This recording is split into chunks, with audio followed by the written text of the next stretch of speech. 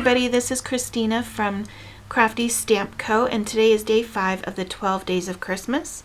We're going to make this cute little Nutcracker card I posted back in November. There is a surprise little spot on the front that you didn't get to see on social media, and then you can open it up for a regular card. I thought you could put like a family photo or a gift card, something like that in the inside right here. And then it just closes up for a fun little surprise with the card.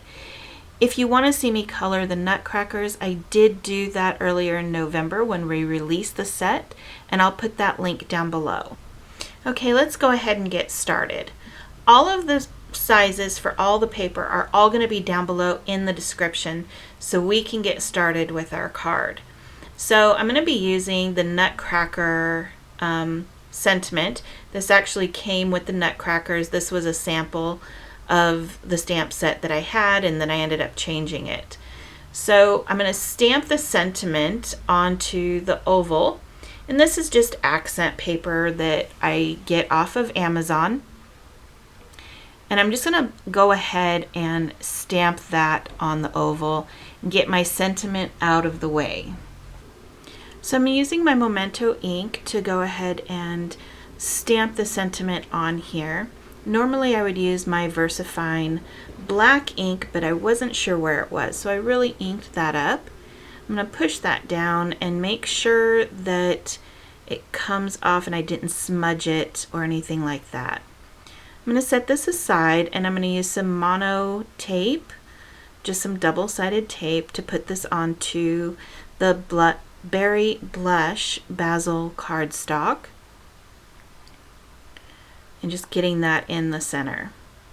So this used to be a 6x6 piece of paper, and I cut it down to 3x6, and then I cut the 3x6 down to 2 1/4 by 3.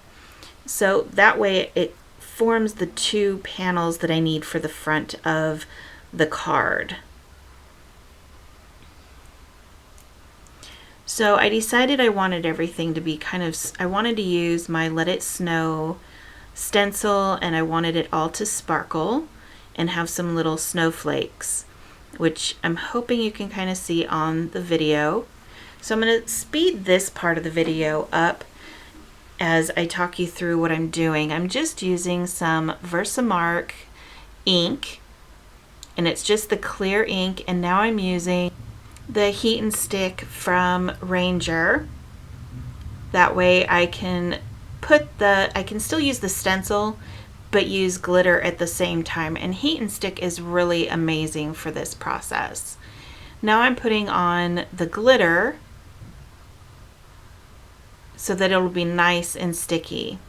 There is one section that I didn't do very well. I kind of overheated it a little bit, and you can see the outline of the snowflake, but just remember, don't overheat yours.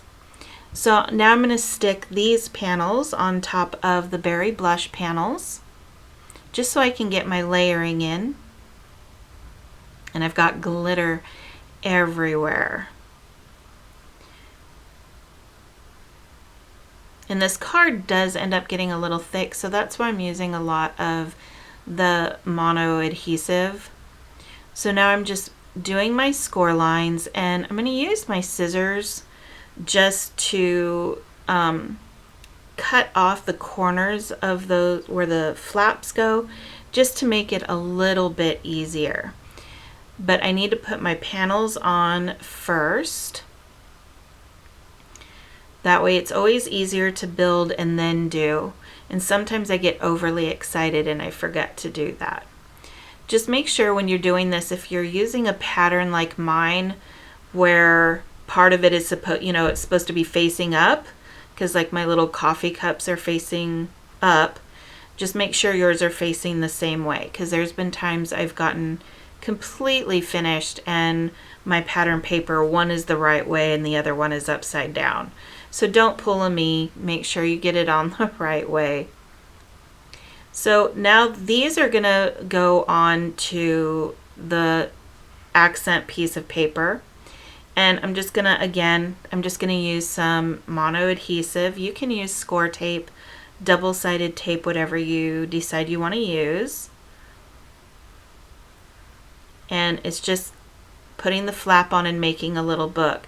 Now, I know I'm putting the flap on the back side, but this is going onto my card front, so those flaps will be completely hidden.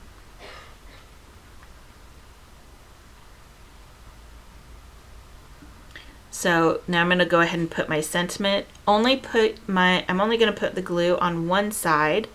That way it doesn't stick to the other side. When I was deciding what I was going to do with this, yes, I did actually glue that closed. So now I'm going to go ahead and put the mono on the back of this whole thing, if I can keep the little flaps closed while I'm gluing it together. And this is going to go on my card front, which is the salt. I love the texture of the Bazzill salt paper. It's just so fun with the polka dots and the texture. So now we have our little string. And again, this is just like that elastic cord that you can find at Christmas time, which is really great. I have loads of it left still. That's probably why I probably got it on Amazon, to be honest. I get a lot of stuff from Amazon. And I'm just tying that, well, I'm trying to tie this on the back.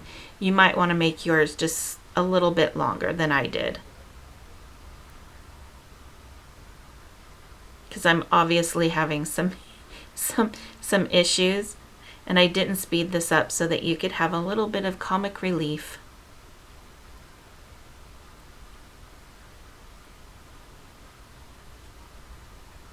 So I'm going to try and glue that down and just leave it in place a little bit. I did try to glue my bow there at first, but it will fall off in a couple of minutes on the video. So I go and I get my glue gun, my hot glue gun, which if you're using this elastic cord, you can use regular glue, but it's got to just sit there for a minute. You can't move it around and stuff like that, or it's just going to come off on your finger like me.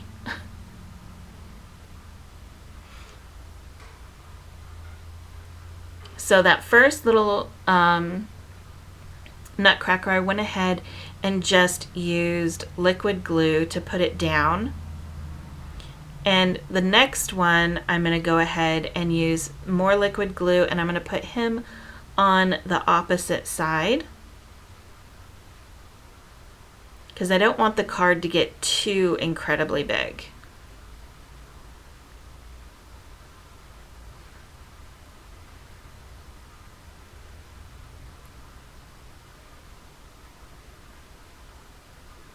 And then this guy, I'm actually going to use some 3D foam to put him on the card as well.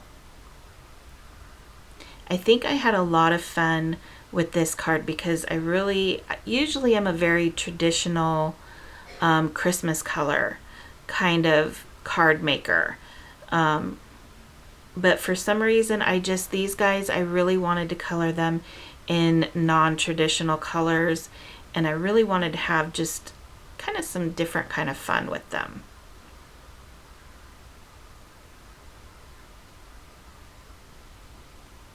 So now that they're all together and everything's on, I'm going to go ahead and put some mono adhesive on the back of this. And then I made my card base the same exact size as this salt. That way there wouldn't, I mean, you can cut it a little smaller if you want, or make your card base a little bit bigger. But I just wanted it to look really, really just kind of smooth and put it on there. I didn't want to have another layer. So that's why it's all just the same size. So I'm just going to go ahead and put my bow here so you guys can see, and it helps me gauge where I want to put my little dewdrops or sequins. You can put whatever you like on yours, but I'm just going to go ahead and I'm going to put some little white sequins. They're kind of whitish clear, I guess, but they look like snow. So I'm going to go ahead and put those on there. and just make it look a little more fun. So I hope you enjoyed this video and I've inspired you, and we'll see you tomorrow for day 6. Bye everybody.